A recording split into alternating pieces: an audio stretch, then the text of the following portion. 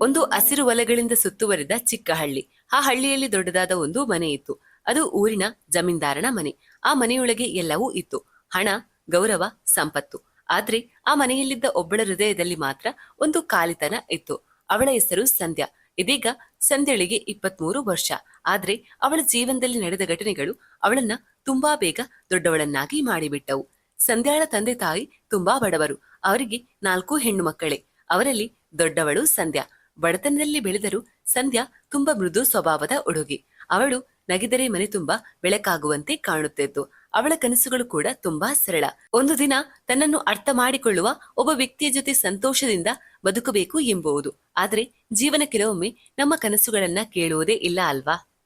ಸಂಧ್ಯಳಿಗೆ ಕೇವಲ 18 ವರ್ಷ ಆಗಿದ್ದಾಗ ಅವಳ ಜೀವನ ಸಂಪೂರ್ಣವಾಗಿ ಬದಲಾಗಿ ಬಿಟ್ಟಿತು. ಒಂದು ದಿನ ಊರಿನ ಜಮೀನ್ದಾರ ಸಂಧ್ಯಾಳನ್ನ ನೋಡಿದ. ಅವನಿಗೆ ಸಂಧ್ಯಾ ಬಹಳ ಇಷ್ಟವಾದ್ಲು. ಅವನು ಸುಮಾರು 38 ವರ್ಷದ ವ್ಯಕ್ತಿ. ಸಂಧ್ಯಾಳಿಗಿಂತ ತುಂಬಾ ದೊಡ್ಡವನು.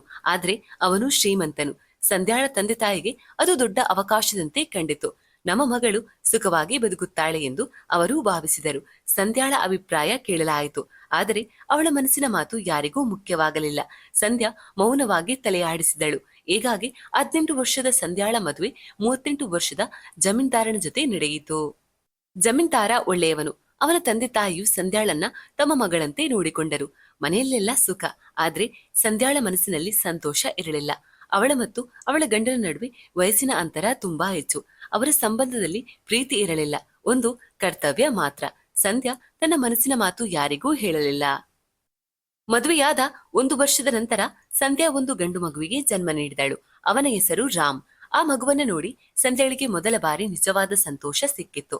ರಾಮ್ ಅವಳ ಬದುಕಿನ ಬೆಳಕಾದ. ಆದ್ರೆ ಅವಳ ಮನಸ್ಸಿನ ಖಾಲಿತನ ಸಂಪೂರ್ಣವಾಗಿ ಹೋಗಲಿಲ್ಲ. ಸಮಯ ನಿಧಾನವಾಗಿ ಸಾಗಿತು. 5 ವರ್ಷಗಳು ಕಳೆಯಿತು. ಇದೀಗ ಸಂಧ್ಯಾಳಿಗೆ 23 ವರ್ಷ. ರಾಮ್ ಈಗ 4 ವರ್ಷದ ಬಾಲಕ.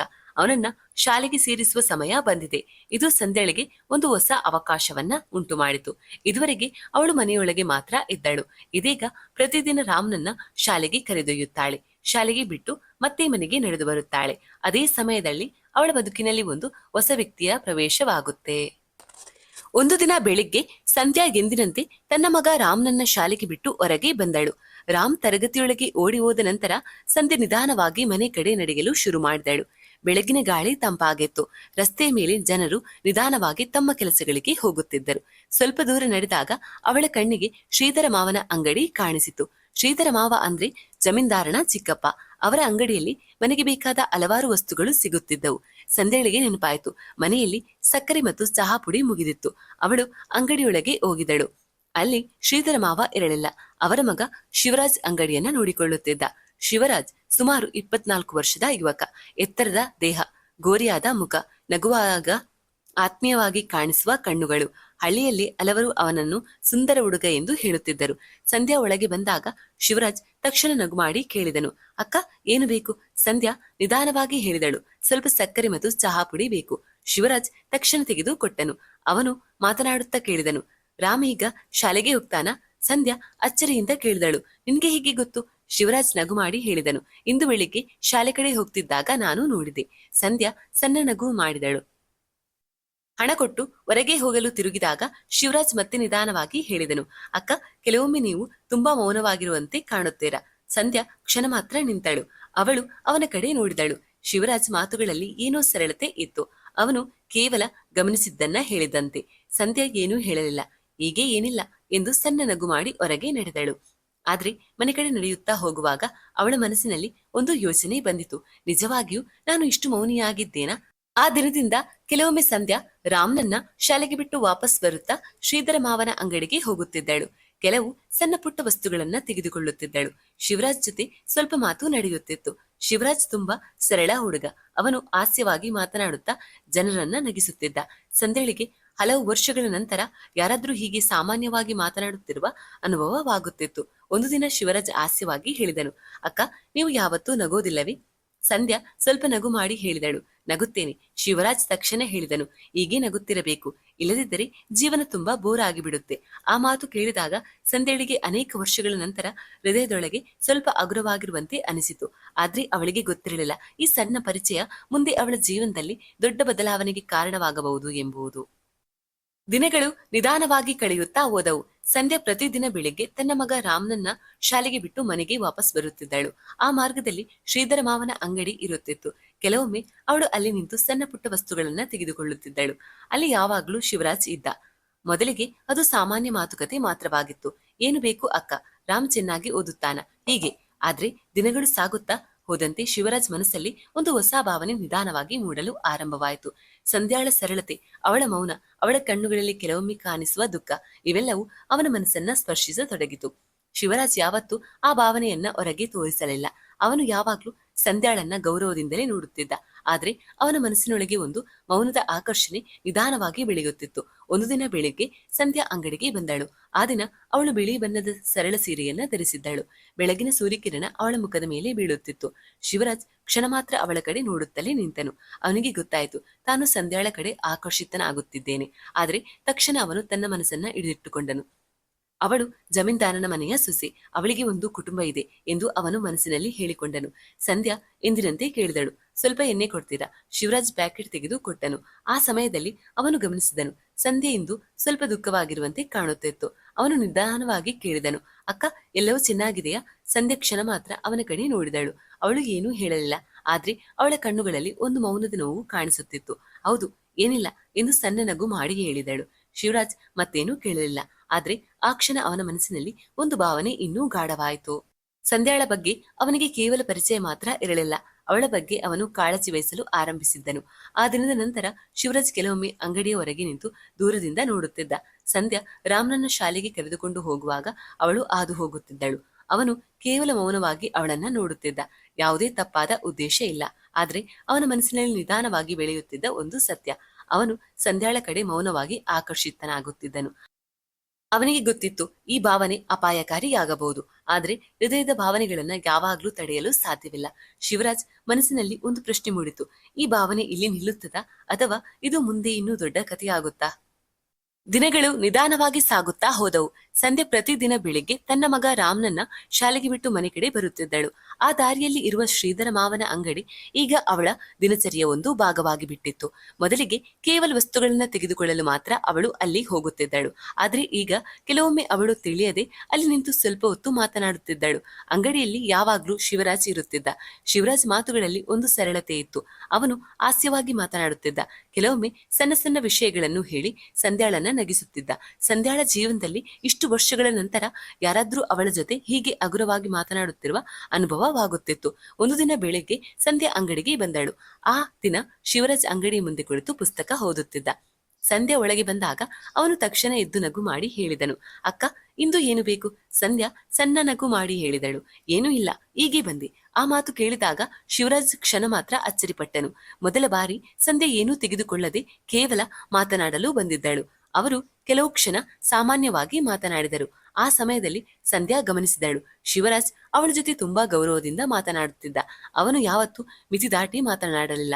ಆ ಗೌರವವೇ ನಿಧಾನವಾಗಿ ಸಂಧ್ಯಾಳ ಮನಸ್ಸಿನಲ್ಲಿ ಒಂದು ಒಲವನ್ನ ಮೂಡಿಸತೊಡಗಿತು. ಮನೆಗೆ ಹಿಂತಿರುಗುವಾಗ ಅವಳು ಯೋಚಿಸುತ್ತಿದ್ದಳು, ನಾನು ಯಾಕೆ ಅವನ ಜೊತೆ ಮಾತನಾಡುವಾಗ ಹಗುರವಾಗಿರುವಂತೆ ಅನಿಸುತ್ತದೆ. ಒಂದು ದಿನ ಸಂಜೆ ಸಂಧ್ಯಾ ರಾಮ್ನನ್ನ ಶಾಲೆಯಿಂದ ಕರೆದುಕೊಂಡು ಬರುತ್ತಿದ್ದಳು. ಶಿವರಾಜ್ ಅಂಗಡಿಯ ಮುಂದೆ ನಿಂತಿದ್ದ. ರಾಮ್ ಓಡಿ ಹೋಗಿ ಅಂಗಡಿ ಬಳಿ ನಿಂತನು. ಅಮ್ಮ, ನನಗೆ ಚಾಕ್ಲೇಟ್ ಬೇಕು ಎಂದು ರಾಮ್ ಕೇಳಿದ. ಶಿವರಾಜ್ ನಗು ಮಾಡಿ ಒಂದು ಚಾಕ್ಲೇಟ್ ಕೊಟ್ಟನು. ರಾಮ್ ಸಂತೋಷದಿಂದ ನಗುತ್ತಿದ್ದ. ಆ ದೃಶ್ಯವನ್ನು ನೋಡಿದಾಗ ಸಂಧ್ಯಾಳ ಮನಸ್ಸಿನಲ್ಲಿ ಒಂದು ವಿಚಿತ್ರ ಭಾವನೆ ಮೂಡಿತು. ಶಿವರಾಜ್ ರಾಮ್ನ ಜೊತೆ ಮಾತನಾಡುತ್ತಿದ್ದಾಗ ಅವನ ಮುಖದಲ್ಲಿ ಕಾಣಿಸುತ್ತಿದ್ದ ಆ ಮಮತೆ ಸಂಧ್ಯಾಳಿಗೆ ಸ್ಪಷ್ಟವಾಗಿ ಕಂಡಿತು. ಆ ಕ್ಷಣದಲ್ಲಿ ಅವಳ ಮನಸ್ಸಿನಲ್ಲಿ ಒಂದು ಮೌನದ ಯೋಚನೆ ಮೂಡಿತು. ಇವನ ಸ್ವಭಾವ ತುಂಬಾ ಒಳ್ಳೆಯದು. ಅವಳು ತಕ್ಷಣ ತನ್ನ ಮನಸ್ಸನ್ನ ಹಿಡಿದಿಟ್ಟುಕೊಂಡಳು. ಯಾಕಂದ್ರೆ ಅವಳಿಗೆ ಗೊತ್ತಿತ್ತು, ತಾನು ಈಗ ಒಬ್ಬರ ಹೆಂಡತಿ, ಒಬ್ಬ ಮಗುವಿನ ತಾಯಿ. ಆದರೂ ಮಾನವನ ಹೃದಯ ಕೆಲವೊಮ್ಮೆ ನಮ್ಮ ನಿಯಮಗಳನ್ನ ಕೇಳುವುದಿಲ್ಲ. ದಿನಗಳು ಸಾಗುತ್ತಾ ಹೋದಂತೆ ಸಂಧ್ಯಾಳ ಮನಸ್ಸಿನಲ್ಲಿ ಶಿವರಾಜ್ ಕಡೆ ಒಂದು ಮೌನದ ಒಲವು ನಿಧಾನವಾಗಿ ಬೆಳೆಯುತ್ತಿತ್ತು. ಅವಳು ಅದನ್ನ ಯಾರಿಗೂ ಹೇಳಲಿಲ್ಲ. ತಾನೇ ತನ್ನಿಂದಲೂ ಅದನ್ನು ಒಪ್ಪಿಕೊಳ್ಳಲು ಎದುರುತ್ತಿದ್ದಳು. ಆದ್ರೆ ಒಂದು ಮಾತ್ರ ಸತ್ಯವಾಗಿತ್ತು, ಸಂಧ್ಯಾಳ ಹೃದಯದಲ್ಲಿ ವರ್ಷಗಳಿಂದ ಖಾಲಿಯಾಗಿದ್ದ ಒಂದು ಭಾಗ ಇದೀಗ ನಿಧಾನವಾಗಿ ಯಾರೋ ತುಂಬುತ್ತಿರುವಂತೆ ಅನಿಸುತ್ತಿತ್ತು.